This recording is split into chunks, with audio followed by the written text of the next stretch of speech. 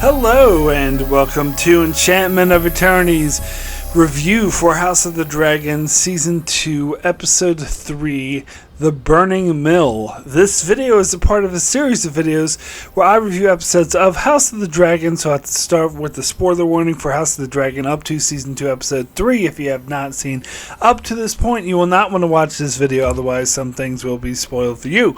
So, this episode was decent. It was fairly good. It was like one of those cogs in the machines that you do need, that every season typically needs.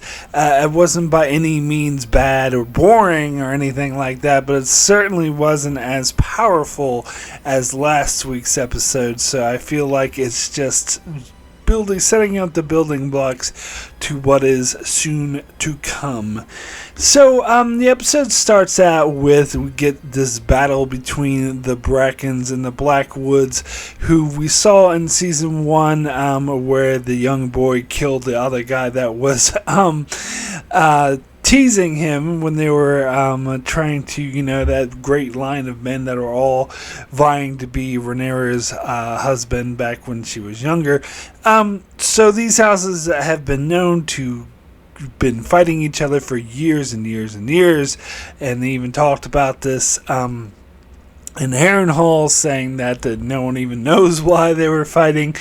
But it is kind of a larger sort of metaphor for what this battle is going to be. It is interesting that one side supported Rhaenyra and the other side supported Aegon, but they were just using that as an excuse to fight. But it's sort of, as I said, it's kind of like a metaphor about how the whole realm is going to tear itself apart by choosing either side. And of course, this is the Burning Mill was a call out to the books, which this is called the Battle of the Burning Mill. They even had the mill in there, and they had it burning. And I guess it's, it makes sense that's why they would call the episode this, because it is kind of a metaphor between the realm beginning to tear itself apart. So then we get an interesting scene between Mysaria and Rhaenyra, where Mysaria, it's revealed that she helped Rhaenyra escape death, and Rhaenyra thanked her for it. And it's funny because Mysaria said that she wasn't believed at first, so that's why it took a little long for Eric to finally show up and stop his brother, but that makes perfect sense why she wouldn't be believed. But it's interesting because she asks for a reward. She wants to be on Rhaenyra's council, and Rhaenyra, of course, is very questioning of that, because Mysaria is acting like she didn't want to have anything to do with this power or anything like that.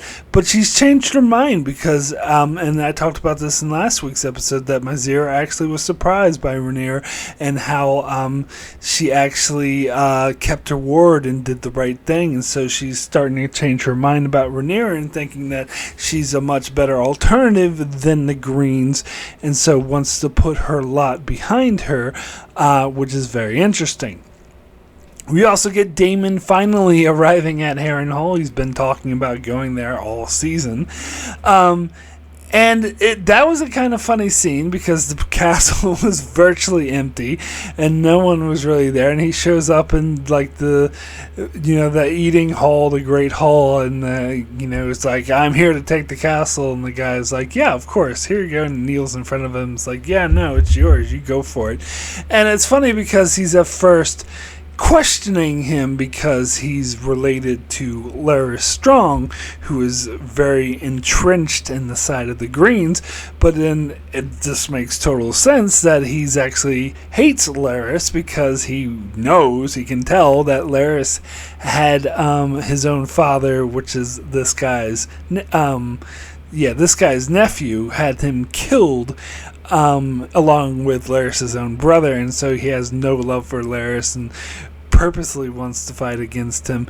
But, they find Harrenhal's pretty empty and not much there, but Daemon wants to try to has aspirations of building an army in the Riverlands in order to take King's Landing.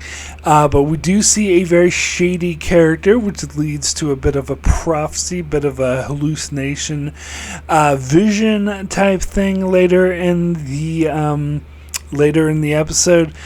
Which is interesting that we're getting back into the prophecies, into the visions that we had in Game of Thrones a bit, other than Helena's, spurting out a few prophecies here and there. It turns out to be true. We haven't really had a full-on vision like this in House of the Dragon yet, so it'll be very interesting to see where they take this.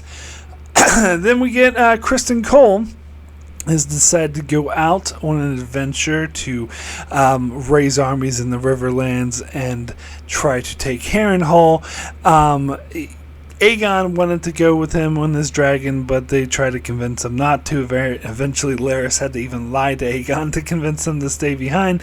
And they, of course, want Aemon to stay behind to guard King's Landing. So instead, he goes out with Alicent's brother, who shows up, who seems a bit arrogant and not really taking war that seriously.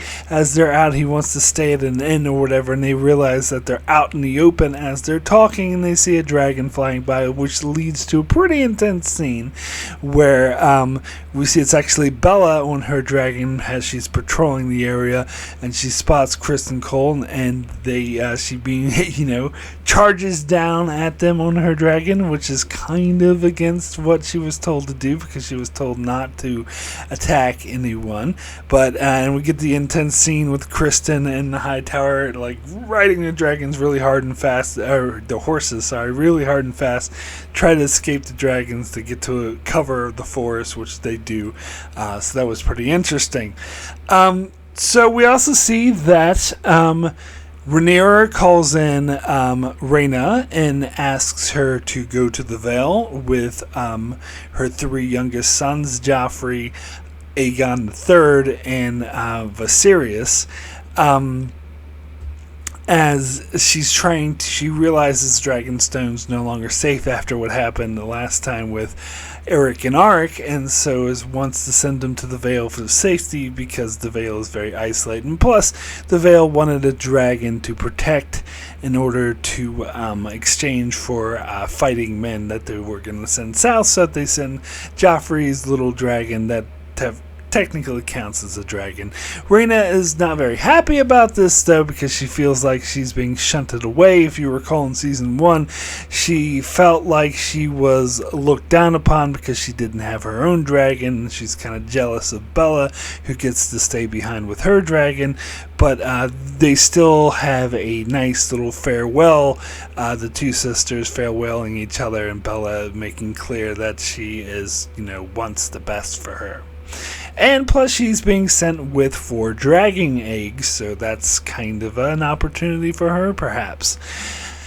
So, after Bella reported on Criston Cole's wanderings, the Black Council is really pushing for Rhaenyra for war. They want her to use dragons. Earlier in the episode, they even suggested that she go hide somewhere for her own safety, but she saw this as treasonous and warned them against that, which was a really nice scene. And even Rhaenys had to tell them that you should respect her crown more, which was actually shows that Rhaenys is really in her corner. And plus, Rhaenys had a nice little conversation with her earlier, trying to convince her that maybe there's another way where war isn't necessary. And it's obvious that, and Rhaenyra says something very poignant. She says that something along the lines that when dragons fight each other, that's the whole realm suffers. So it's kind of a metaphor for nuclear war. If you get into nuclear war, it's more of a holocaust, and everyone dies, and it's not a good thing.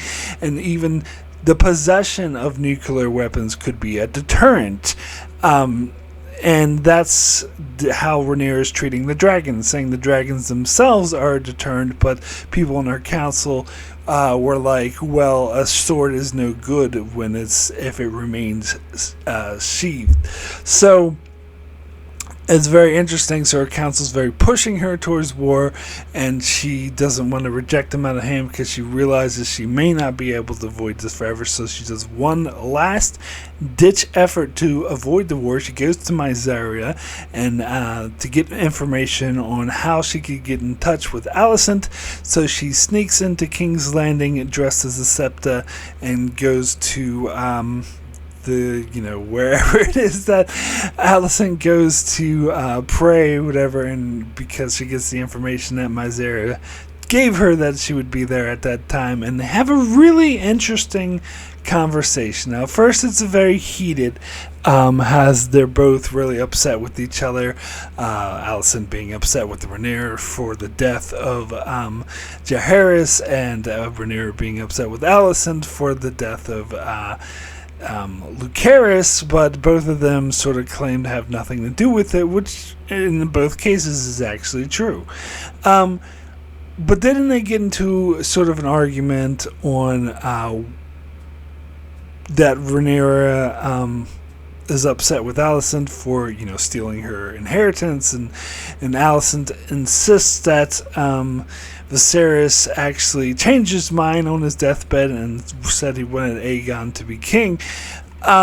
Rhaenyra, of course, at first really didn't believe her, called her a liar, but then she said that she swore on her mother's memory, and Rhaenyra knows Alicent well enough to know she would not say such a thing lightly. So it's very interesting that Rhaenyra started taking Alicent seriously and believing her after she said that, and you could see she asks Alicent what exactly Viserys said, and she started crying because it was clear that she could tell that Alicent wouldn't lie about a thing like that after saying that she would swear on her mother's memory. However, Alicent does bring up the prince that was promised, and that, of course, hits a chord with Rhaenyra because she thought she was the only one, not even Daemon knew, she thought she was the only one that knew about the prince that was promised, Aegon the Conqueror's prophecy, his vision. But when she asks Alicent about the vision, Alicent clearly doesn't know what she's talking about. And then when Rhaenyra explains that it's a prophecy, a story about Aegon the Conqueror, Alicent sort of tosses that word around. Oh, Aegon the Conqueror?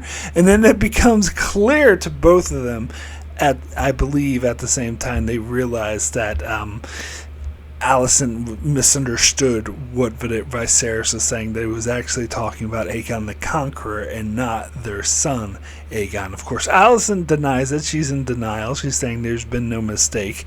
But Rhaenyra, I think, can tell that she was mistaken. I think Alicent really knows, and I think she will come to terms with this later in the show, but she's just in denial at the moment. However, Alicent says to Rhaenyra, who wants her to call off the war, says that it's not really possible, that basically is out of her control because her father's gone, Criston Cole is out, and they know what kind of monster that Aemon is, and so there's really nothing she can do about it, and that they're sort of stuck. And it is interesting that Alicent lets Rhaenyra leave alive, because if she really wanted to, she could send people up after her.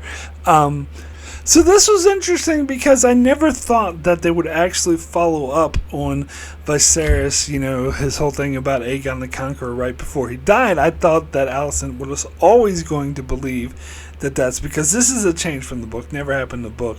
So we're in this scene right here, also didn't happen in the book, so this is new territory. So I always thought that Alicent would always believe that what Viserys was saying is that they wanted her son to be the king, but now she's going to doubt herself, and so it's going to be really interesting to see how this affects her character going forward.